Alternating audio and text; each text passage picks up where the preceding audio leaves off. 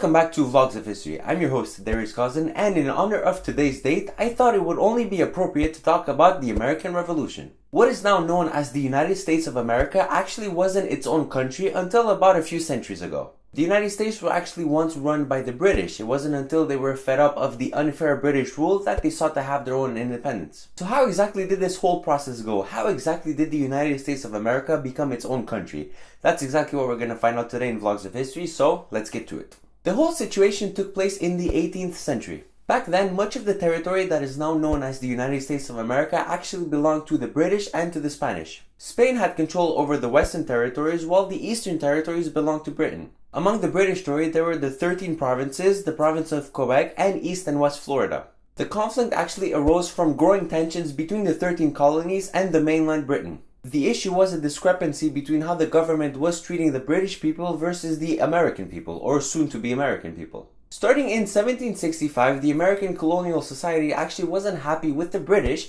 in how they were taxing them without providing them proper representation in government. Britain would actually pass laws affecting the American colonists without the American colonists actually having any say in the matter. And a lot of these laws, well, they were benefiting the British and not the American colonists. Understandably, this made them very angry and made them want to rebel against this horrible government that was treating them with unfairness. During the following decade, there were numerous protests by the colonists, which were called the Patriots, against this unfair government. One of such protests is the very famous Boston Tea Party. I'm sure you've heard of it.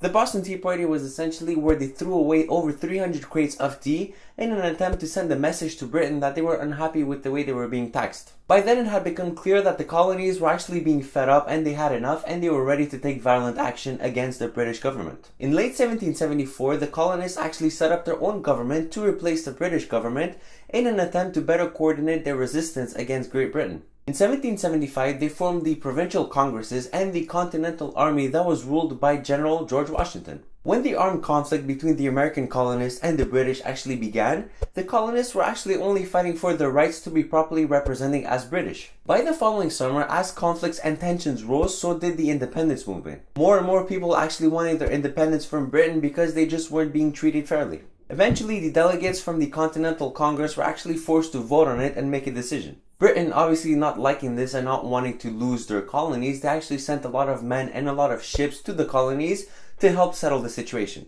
Sending this large of an army to the colonies actually sent the wrong message that Britain wanted to send. It actually sent the message that Britain was ready to fight, and it fueled the independence movement. Starting in 1776, colony by colony actually started to vote for independence. On June 7th, a Virginian delegate actually set up a motion calling for the colony's independence, and they actually met at the Continental Congress in Philadelphia. And in there, they were all supposed to vote if they wanted to be independent or not, but the vote actually was delayed a couple of weeks. During that delay, Congress actually set up a 5-man team to officially draft a Declaration of Independence. This declaration served the purpose to formally write and have in writing the reasons why the colonies wanted their independence from Britain. Out of the 5 men, Thomas Jefferson was actually the one who wrote most of it before sending it to Congress to have it edited and revised.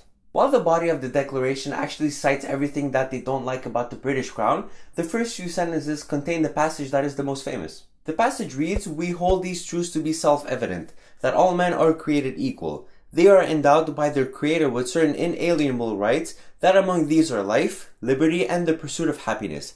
That to secure those rights, governments are instituted among men, deriving their just powers from the consent of the governed." On July 1st, the Continental Congress resumed further break, and by then 12 out of the 13 colonies were in favor of independence. The Declaration of Independence was already written and was actually in the process of being edited up until the morning of July 4th. Congress only revised about 1/5 of the declaration, leaving the rest intact just as Thomas Jefferson wrote it. The document was officially finished and accepted on July 4th, 1776, marking this as the day that the United States of America officially declared their independence from Britain. That's the reason we all celebrate on July 4th, today, the Declaration of Independence of the United States. Now, of course, having drafted this Declaration of Independence and voted on it did not mean that they were officially independent because, well, they were still at war. They had to win the war to be officially independent. If Britain were to win the war, well, that Declaration of Independence probably would not mean anything. Britain kept bringing forces and armies to fight off the colonists, and they were actually supported by the Loyalists, which were supporters of the British Crown that lived in the 13 colonies.